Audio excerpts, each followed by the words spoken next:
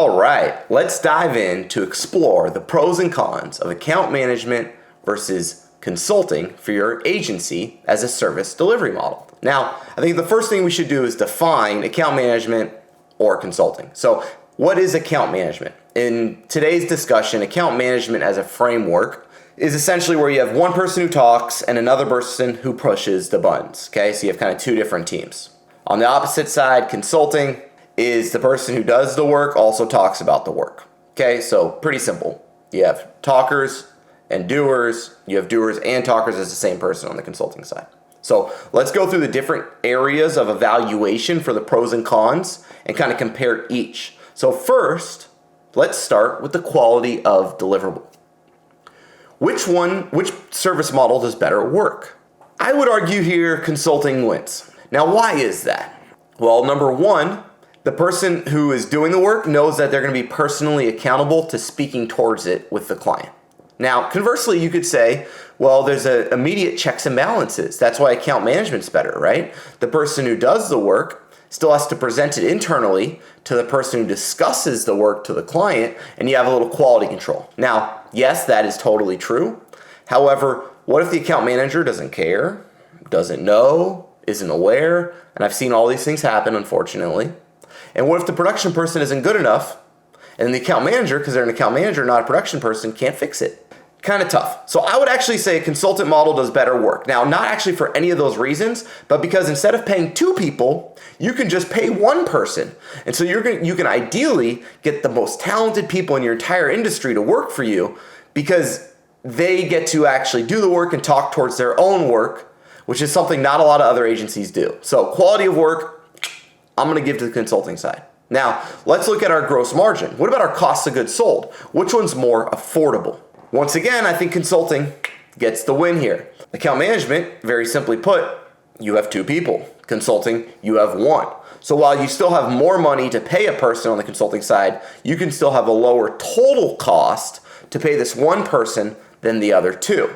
I definitely think in this case, consulting wins. Higher gross margins, lower cost of goods sold, win for consulting. Now, what about cross-selling?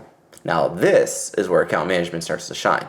Consultants are not the best cross-sellers. You know why?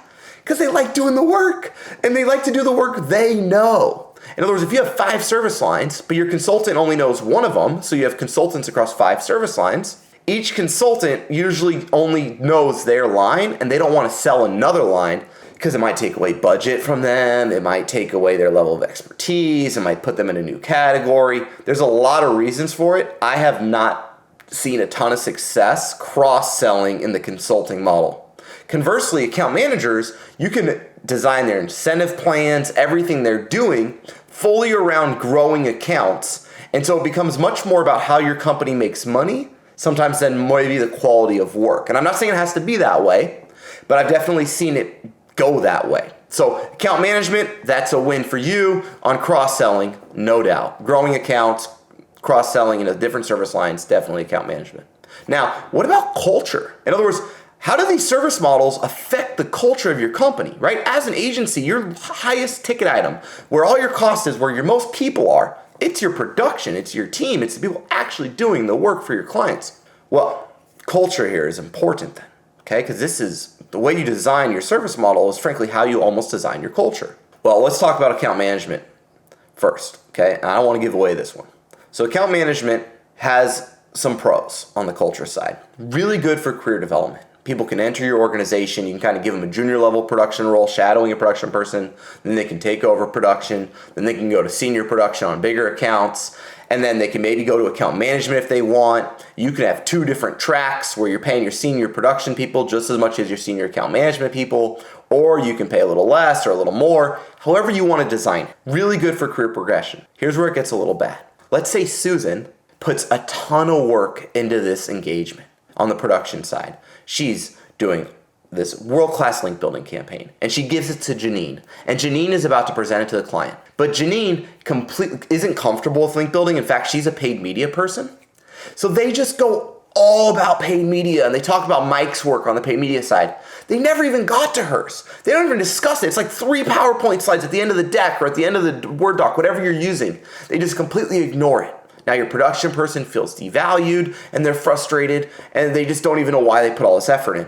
Conversely, you can have a world-class account manager who's following up with their production person. The production person gives them sloppy work 30 minutes before the call. The account manager is not even a production person, so they can't even fix it. They feel ashamed, embarrassed, scared, and they get ripped apart for the client for something they had no control over because they're not even the production person's boss. Oof, that's a tough one.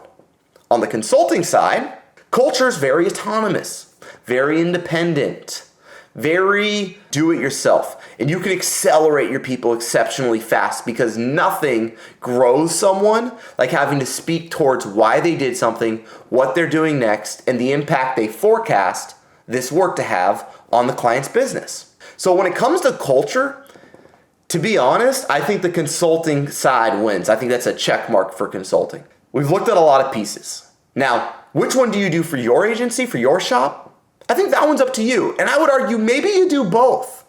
Maybe on your single service deliverables, you have consultants. Maybe if you can cross-sell someone on new business, you do account managers.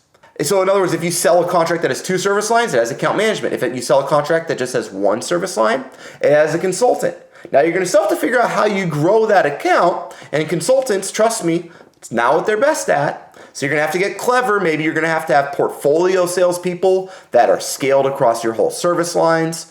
There's a lot of different ways to do it and things to think about. Hopefully this helped you today with the pros and cons of the different service models for your agency. Do you go with consulting or do you go with account management? That's for you to decide. So if you like this video, if you have any questions or want to know more, leave a comment below. And as always, don't forget to subscribe.